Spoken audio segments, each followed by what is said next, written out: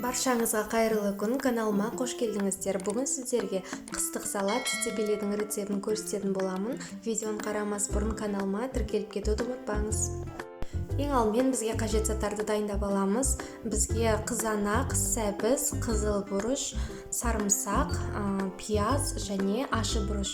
Барлығын алдын ала жуып, тазалап қоямыз. Барлығын мясорубкадан өткізетін боламыз. Өзімізге ыңғайлы етіп, ұсақтап тураймыз.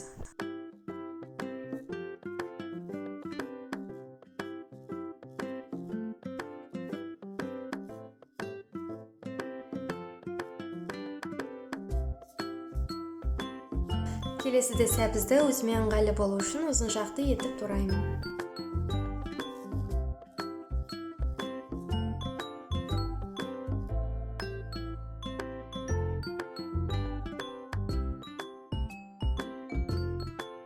Турап болғаннан кейін тәрелкеге алып дайындап қоямын. Келесіде пиязды да және қалған заттарымызды да мясорубкадан өткізуге ыңғайлы қылып турайтын боламын.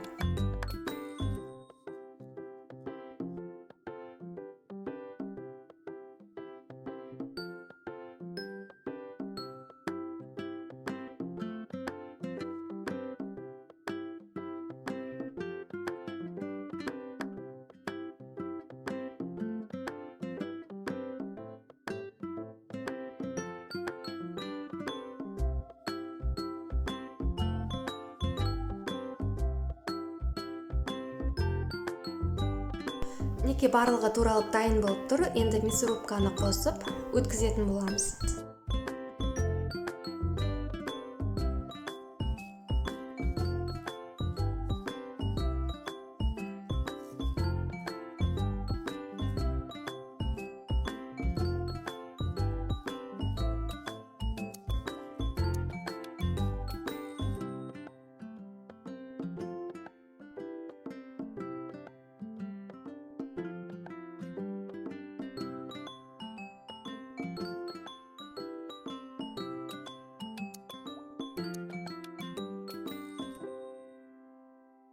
Жақсылап араластырамыз достар. Пиязды бір жақта, сәбізді бір жақта қалып қойып жүрмесін. Енді қазанымыздың астын қосып, сұйық майды құйып, дайын соусымызды құятын боламыз.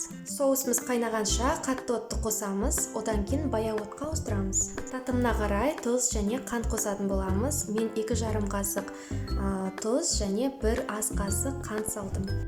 Неке осылай қайнаған кезде қазанымыздың астын азайтамыз және дәміне қарай ұнтақталған қара бұрыш, қызыл бұрыш және мен кинза мен укропты қостым. Сіздер өз қалауыңыз бойынша басқа да зелень қоссаңыздар болады. Осылайша 2 сағаттай қайнатып аламыз. Арасында міндетті түрде араластырып отыруымыз қажет, асты күйіп кетпес үшін. Неке дайын салатымызды стерилизациядан өткізген банкілерімізге құйып жабамыз. Осылай ожаумен араластырып құямыз. Дәмі керемет болып шығады. Міндетті түрде осы рецептпен жасап көріңіз және де пікір қалдыруды ұмытпаңыз.